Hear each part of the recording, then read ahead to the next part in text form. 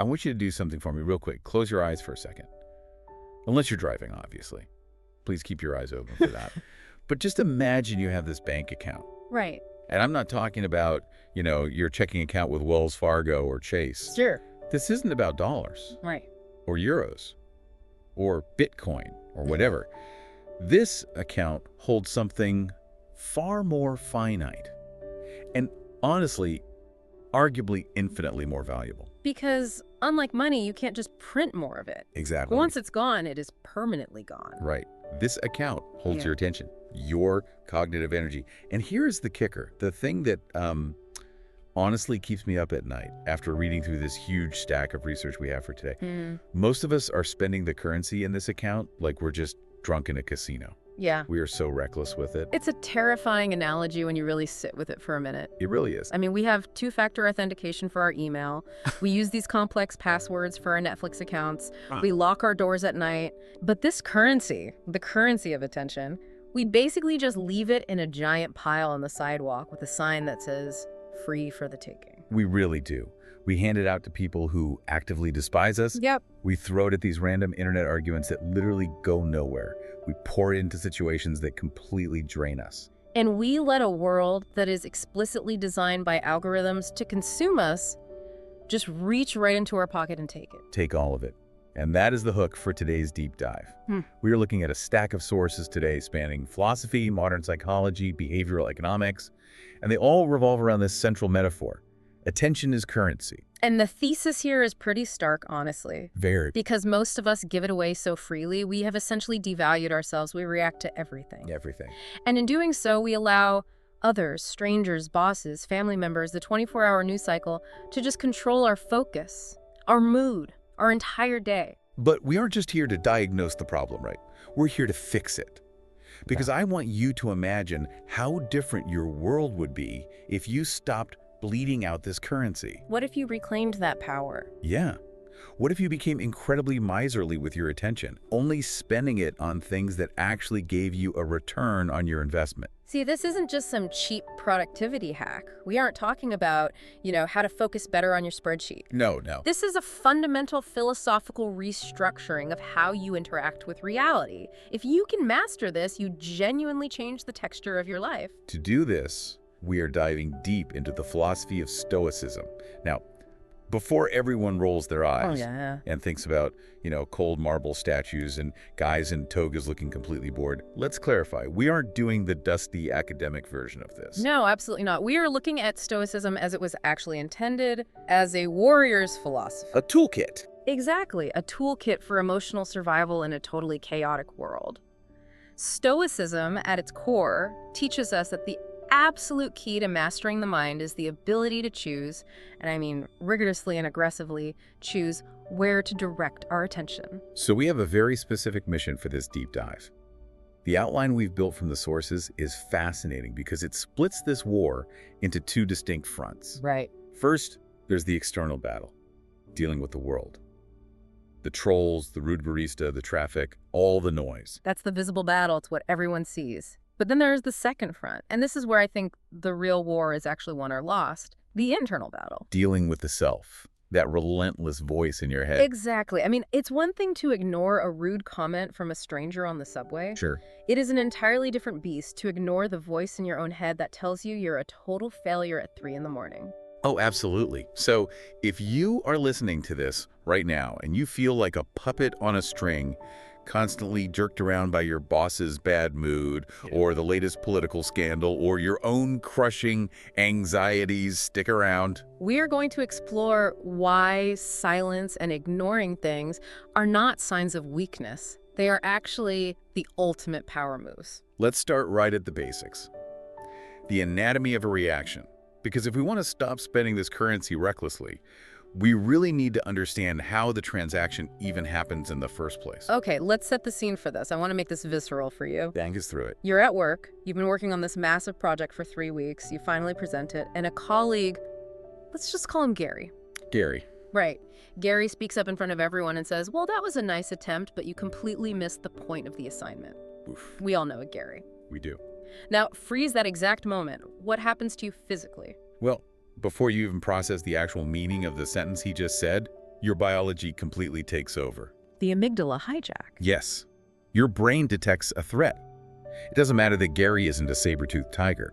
Your brain processes social rejection or public humiliation as a literal survival threat. Your cortisol spikes. Spikes instantly. Your heart rate jumps. Your prefrontal cortex, the part of you that thinks logically and handles the bank account we talked about, Yeah. it basically just goes offline. So that intense urge to snap back, to get defensive, to say, actually, Gary, you weren't even at the initial briefing. That urge isn't a choice initially. It's a pure reflex. It's a reflex. But here is where the Stoics come in, and it's brilliant. They obviously didn't have fMRI machines. No. But they understood this gap.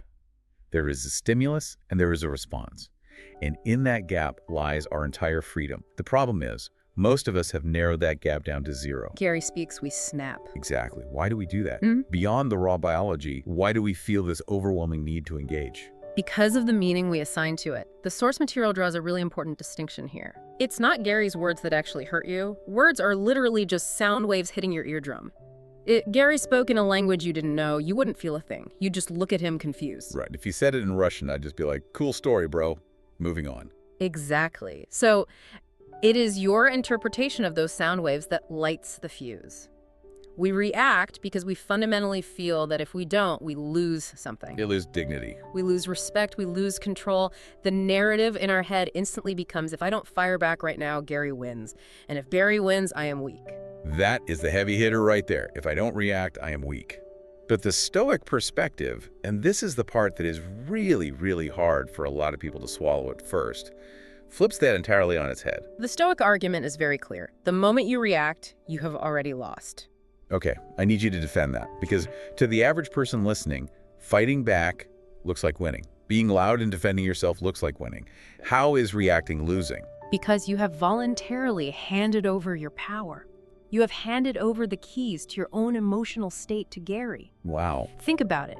If Gary, or anyone for that matter, can walk into a room, say one single sentence, and completely ruin your mood, ruin your focus, and make you spend the next 3 hours just stewing in anger at your desk, who is actually in control there? Is it you? No.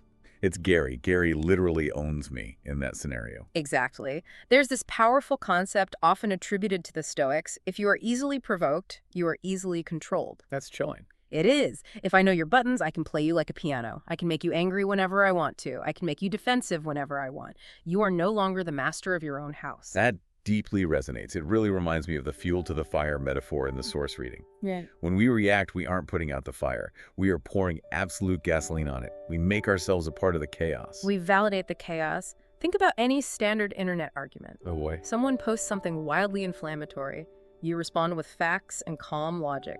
Because you want to help. Right. And how do they respond? With insults. Then you respond with anger.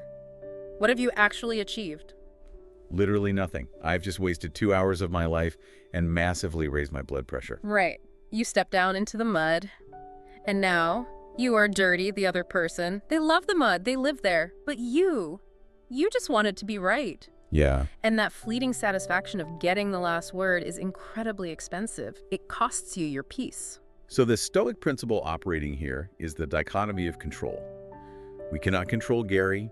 We cannot control the awful traffic on the 405. We cannot control the crazy news cycle. We can only control our assent to those things, our reaction to them. Precisely. And this is where genuine, untouchable power lies. The quiet power of remaining unshaken is infinitely more intimidating and effective than the fleeting satisfaction of a clever clapback. But let's play devil's advocate here for a second, because I can hear the listener practically screaming at their phone. Let's hear it. Okay, so I just sit there. I just let people walk all over me. Silence equals weakness, right? Like, if I don't say anything, I'm just a doormat. And this right here is the single most common misconception about Stoicism, that it somehow equates to passivity or becoming an emotional punching bag for people. Which it doesn't. That is entirely false. So help us reframe silence then. Because in our modern culture, silence is almost always viewed as submission. In this framework, silence is an arsenal. It is active, not passive. It's a very strategic choice. The source material uses this brilliant analogy of a game of tug-of-war. I love this visual. Break it down for us. Imagine a toxic interaction, an argument with a partner, a conflict with a terrible boss. As a thick rope, they pick up one end of it and they pull. They are aggressive, loud, demanding. They're leaning all the way back, putting their entire body weight into the conflict. What does the actual physics of that situation require from you? It requires me to pick up the other end and pull back. Yeah. Otherwise, the game just doesn't work. Right. The tension inherently requires two willing participants. They desperately need you to pull back just to maintain their own balance. But what happens if, instead of pulling, you just drop the rope? They go flying backward. They land flat on their back. They lose their footing entirely. When you refuse to engage in the reaction, you literally leave the other person holding a dirty rope, looking completely foolish. You haven't submitted to them. You have simply refused to play their game. That's a massive power move. It's not, I'm scared to fight you. It's, this game is entirely beneath me. Exactly, and it totally disrupts the pattern. People, especially highly manipulative or toxic people, they work off of rigid internal scripts. At least they do. They push button A, they fully expect reaction B. If they insult you, they expect defense. If they guilt trip you, they expect an apology.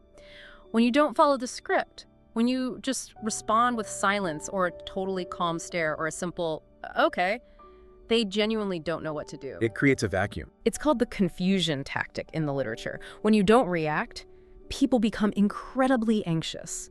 Their entire feedback loop is broken. They start over-explaining themselves, or they furiously backtrack, or they just awkwardly fizzle out. By actively withholding your reaction, you actually control the entire flow of the interaction. There's another analogy in the text that I think is honestly even better than the rope: the barking dog. Yes. This is classic foundational Stoicism. Imagine you are just walking down the street on a nice day. A dog runs up to a fence and just starts barking its head off at you. Super aggressive, loud, frothing at the mouth. Okay, I can see it clearly. Do you stop walking, get down on your hands and knees, and start barking back at the dog? No, that would be completely insane. Do you get your feelings hurt? Do you sit there and think, oh my God, that dog doesn't respect me at all. That dog thinks I'm ugly? No, because it's a dog. Barking is just what dogs do. It has absolutely nothing to do with me personally. Precisely. You view it as background noise, a purely natural phenomenon happening near you. The Stoics suggest we apply this exact same logic to human interactions. Oh, that's tough. It is, but think about it. When someone is being extremely rude, irrational, or toxic, that is just them barking. That is their troubled nature expressing itself outward. So instead of seeing it as a deeply personal attack on my character, I just see it as, oh, look, Gary is barking again. Exactly. Gary is barking. It's a neutral observation, not a moral judgment. Why on earth would you argue with a dog? Why would you ever let a dog's barking determine your own self-worth? The very moment you view insults as background noise rather than a call to action, you become essentially bulletproof. I do want to clarify something here, though, because I think this is vitally important. We aren't saying you should literally never stand up for yourself. Right. Like, if Gary's actually sabotaging your career behind your back, you don't just ignore it. Crucial distinction. Very glad you brought this up. This is all about discernment. It's about not reacting emotionally in the heated moment. You can definitely still take decisive action. Right. You can document Gary's behavior. You can report him to HR. You can have a very calm, incredibly stern conversation with him. But you do all of it from a place of strategic detachment. You are doing it because it's the right strategic move for your career, not because your amygdala has been completely hijacked and you're throwing a tantrum in the break room. It's the difference between a bar fight and a surgery. Both involve cutting, but one is reactive, drunken, and messy, and the other is cold, deliberate, and precise. That is a phenomenal metaphor. We are aiming for the precision of the surgeon. Let's shift gears slightly, because we've talked a lot about the power dynamics, but there's an economic angle to this research too, the economics of self-worth. I love this section of the reading. It basically applies the laws of supply and demand directly to social interaction. It makes total sense. If something is highly abundant, it's cheap. If something is scarce, it's extremely valuable. And if your attention is always immediately available, if you pick up every single phone call on the first ring, reply to every Slack message instantly, and eagerly jump into every single debate you are invited to, you are flooding the market. You are signaling to everyone around you that your attention is very common. Your inflation. You've hyperinflated the supply of you, so the value of you drops essentially to zero. Exactly. The source uses the rare gem metaphor. We inherently value things that are hard to obtain. When you selectively withhold your attention, when you are intensely selective about what you actually engage with, you make yourself a limited resource. This strongly reminds me of that Carl Jung quote in the notes. You are what you do, not what you say you'll do. That one hits hard. You can walk around all day saying to people, I really value my time. I'm a very busy professional. But if you then spend 3 hours furiously arguing with a stranger on Facebook about a movie trailer, your actions are screaming, my time is actually worthless. Ouch. Yeah, that's the reality check right there. Because respect is earned entirely through behavior. You do not owe anyone your focus. When you start hoarding your attention, like the literal gold it is, people sense it immediately. They treat you completely differently. You become the unshaken. The calm in the storm. Think about the people you respect the most in a high-stakes meeting. Is it the person who is talking constantly, interrupting everyone, and getting visibly flustered? Never. Or is it the person who sits back, actively listens, and only speaks when they have something absolutely crucial to add? It's always the quiet one, the one who simply isn't rattling. Always. But, and here's where I want to make the really big pivot of this deep dive. We've spent about 20 minutes talking about how to ignore Gary, or the internet trolls, or the barking dogs of the external world. And honestly, I think that's the easy part. It really is. You can block a troll. You can literally just walk away from Gary. But you cannot walk away from your own brain. And this is where the specific prompt for this deep dive really wanted us to focus our analysis. The internal space. Yes. The stark difference between controlling those external reactions we just discussed and mastering the much harder internal battle. Mastering those self-critical thoughts. Because the barking dog is very often living inside the house. This is the internal battle. And this is really where the Stoic work elevates from being a neat life hack to being a profound spiritual and mental discipline. Because the most vicious, relentless, and frankly draining enemy you will ever face in your life is your own internal monologue. The source text calls this internal noise. It's the constant worries, the endless replay tape of, oh, I shouldn't have said that yesterday. The, I'm not good enough for this job. They're definitely going to fire me tomorrow. And just like we discussed with the external world, we make the exact same critical mistake internally. We react to our own thoughts. Wait, explain that. How do I react to a thought? Isn't the thought just... No. And that is the absolute biggest lie we ever tell ourselves. You are not your thoughts. You are the observer of your thoughts. Okay, that's deep. When a thought pops up, let's say the thought is, I'm a total failure. That is merely a mental event. It's an internal stimulus. But most of us immediately merge our identity with it. We start arguing with it. We say, no, I'm not. But wait, maybe I am. Oh God, remember that one time in 2014 when I messed up?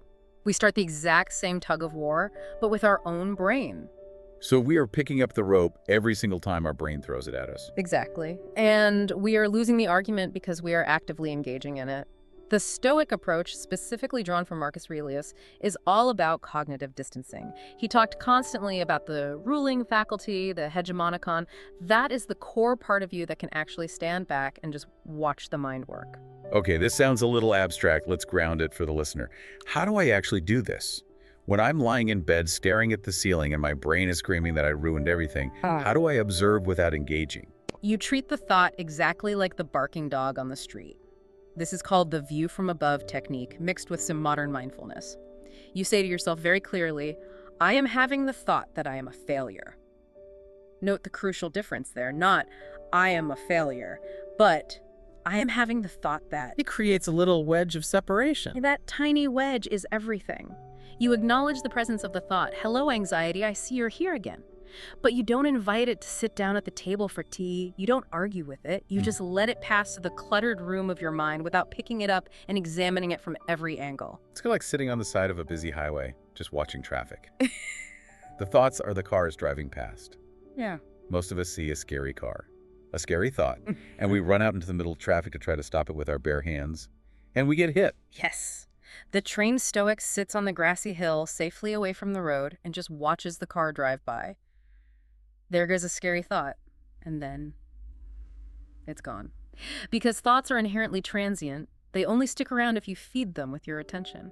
This connects back to the currency analogy perfectly. If I spend all my cognitive currency fighting my own thoughts all night, I am totally bankrupt before I even get out of bed in the morning. And this is exactly where self-worth comes into play. Right? We so often desperately seek external validation. We want Gary to be nice to us. We want the boss to praise us because our internal world is an absolute war zone. We need someone else to tell us we're okay because our internal voice is constantly telling us we're trash. So we are completely vulnerable to the outside world because we are so weak on the inside. Precisely. If you need others to define your worth, you are essentially a slave to them.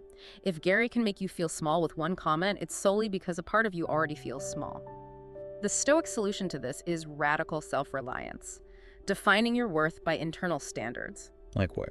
Like, did I act with virtue today? Did I actually do my best? Did I keep my cool under pressure? If the honest answer is yes, then it literally doesn't matter what the world says. The source paints this amazing picture of the Stoic emperor. It's such a great visual. Walking through a chaotic, ancient marketplace, people are shouting, selling things, throwing insults, shouting praise, and the emperor just walks straight through, totally unbothered. Not because he's arrogant, but because his anchor is dropped deep inside himself, not outside. That is the ultimate goal. To rigorously clean out the room of your own mind so that you can actually live there peacefully. I want to touch on a very specific type of external trigger that heavily fuels this internal battle, the energy vampires.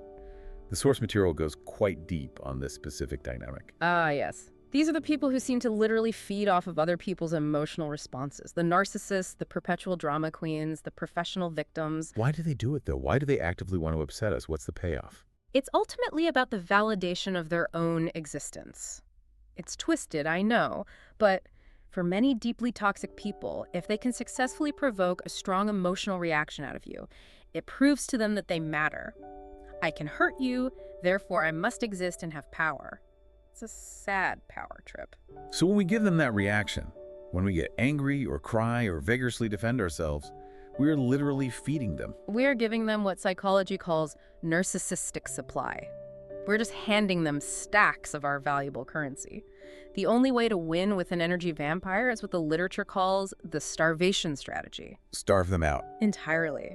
Withhold the reaction completely. Become a gray rock. Have you heard of the gray rock method? Be as boring as a literal rock. Exactly. Give them absolutely nothing to work with. No drama, no interesting or defensive answers, no emotional facial expressions. Just, okay, I see. That's interesting. When you aggressively starve them of the drama they crave, they have to go elsewhere to feed. Or, even more powerfully, they're forced to stand there and confront themselves. That's the reflection point the outline mentions. In your complete silence, their toxic behavior is glaringly highlighted. It's kind of like screaming in a quiet library. If everyone else is quiet, the one person screaming looks totally insane. But if everyone is screaming, they just blend in. Right. Don't help them blend in. Let their craziness stand completely alone in the silence. There is an incredible Carl Jung quote in the sources that connects this external irritation directly back to the internal work we just talked about.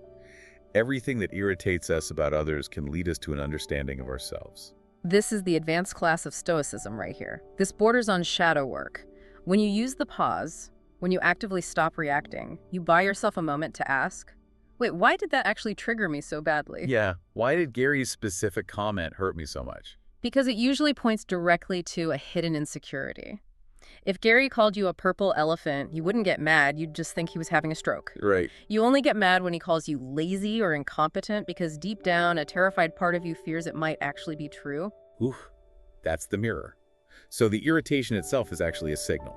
It's a map pointing directly to where we need to do the internal work. Exactly. Instead of aggressively attacking Gary, you look inward and say, why is that specific button active in my brain? I need to go into the basement and disconnect that wiring. This naturally leads us to the concept of boundaries. We usually think of boundaries as telling other people what they have to do. You can't talk to me like that anymore. But in this Stoic framework, boundaries are strictly about what you will do. It's a protective layer. It's not a punishment for the other person. It's a castle wall for you. It creates a necessary buffer between the stimulus and your response. Okay, we have covered a massive amount of theory here. We've done the ancient philosophy, the modern psychology, the metaphors. But I really want to land this plane on the runway of actual real life. Let's do it. It's Tuesday morning, you're running late, the coffee spilled on your shirt, the inbox is overflowing. How do we actually do this in real time? We need to operationalize it. We need a specific drill to run. Let's call it the Stoic Pause Protocol. Walk us through it, step by step. Step 1, recognition. You have to catch the physical sensation in your body before it translates into a behavior.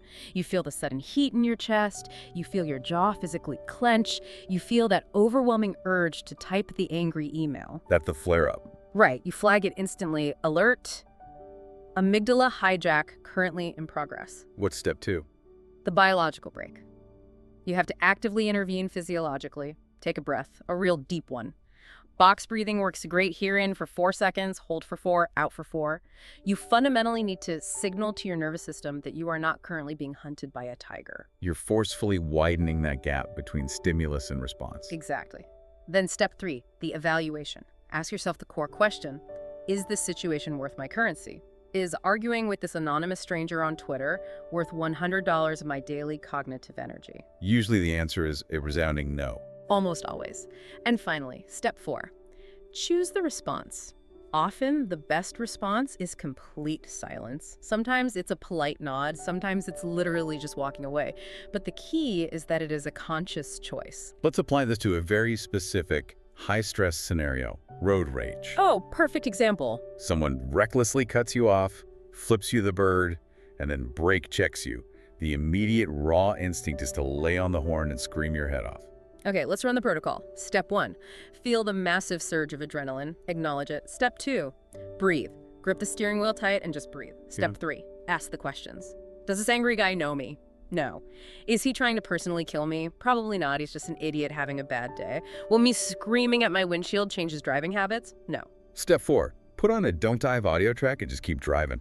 And realize that by consciously not engaging, you avoided a potential car accident, you avoided a physical fight on the shoulder of the highway, and you kept your blood pressure down. You won the interaction by not playing. Let's do a much harder one. The internal loop. The 3 a.m. I'm a total fraud loop we talked about earlier. This is the real test. Step 1. You wake up and immediately feel that heavy dread in your stomach. Don't fight it. Just physically feel the vibration of anxiety in your body. Step 2. Breathe into it. Step 3, visualization. See the barking dog. Say to yourself, the fraud dog is barking at the fence again tonight. The fraud dog. I really like that. Name it to tame it. Exactly. I hear you barking down there, but you're just noise. And then, and this is the most critical part, you do not try to solve the problem at 3 a.m. You don't try to rationally prove to the dog that you aren't a fraud. You just gently refocus your attention on something entirely neutral. The rhythmic sound of the ceiling fan, the physical feeling of the sheets on your legs. You deny the thought the essential fuel it needs to keep burning. You starve the internal vampire. Yes. It might keep barking for a while longer, but eventually, if you don't throw it a juicy steak of attention, it will give up, lie down, and go to sleep. And what is the ultimate outcome of all of this? If we actually practice this daily protocol, the source text describes the end result simply as freedom. Because it is. It's the profound shift from being reactive, which makes you a puppet, to being proactive, which makes you a master. You move from constantly feeling drained at 5 p.m. to feeling energized. When you stop leaking your vital energy into every little crack in the sidewalk throughout the day, you suddenly have a full tank of gas to drive where you actually want to go in life. And virtue truly becomes its own reward. The ultimate prize isn't that you won the petty argument in the comment section. The prize is that you kept your peace. That is the ultimate Stoic victory. You kept your peace. You fiercely protected your inner fortress. No one got over the walls. So let's quickly summarize this deep dive. We started with the terrifying realization that we are openly hemorrhaging our most valuable currency, our attention. We talked about how reacting to external drama is a rigged game, a game of tug of war, where the only possible way to win is to just drop the rope. We discussed how silence is an incredible arsenal, a tactical tool that creates confusion and completely shifts the power dynamic in your favor. And then we took that really hard left turn inward. We realized that the most dangerous barking dogs are actually the ones living inside our own heads, and that the exact same technique observation without engagement applies to them too. We looked at the economics of self-worth. By becoming scarce, by rigorously withholding your attention, you dramatically increase your own value. And we talked about how to effectively starve out the energy vampires in your life. It all fundamentally comes down to autonomy, real freedom from the desperate need to prove yourself to others, freedom from the constant internal and external noise, freedom to just be who you are, not who the chaotic world tries to provoke you into being. Here is the final so what for you listening right now. It is genuinely about reclaiming your one single life. It sounds a little dramatic, but it's entirely true. If you're constantly reacting, you aren't actually living, you're just echoing. You are just a blurry reflection of the chaotic world around you. But if you can pause, if you can manage to just choose, you finally become the author of your own story again. So here's a provocative thought to leave you with today. A little challenge for the rest of your week. The very next time you feel that hot fire of reaction rising up, whether it's from a passive-aggressive insult at work, a crazy political headline, or a viciously self-critical thought while you're in the shower, I want you to vividly imagine you are holding a thick, muddy rope in a high-stakes tug-of-war. You can feel the intense tension. You can feel the awful burn in your hands. Ask yourself in that exact moment, what happens if I just let go? Don't pull back. Don't speak a word. Just slowly open your hand, watch the other side fall flat, and feel the incredible lightness of your own two hands. You are the absolute master of your own destiny, but only if you keep your hands firmly on the steering wheel and not on that rope. Thanks for diving deep with us today. Go spend your currency wisely out there. We'll see you next time.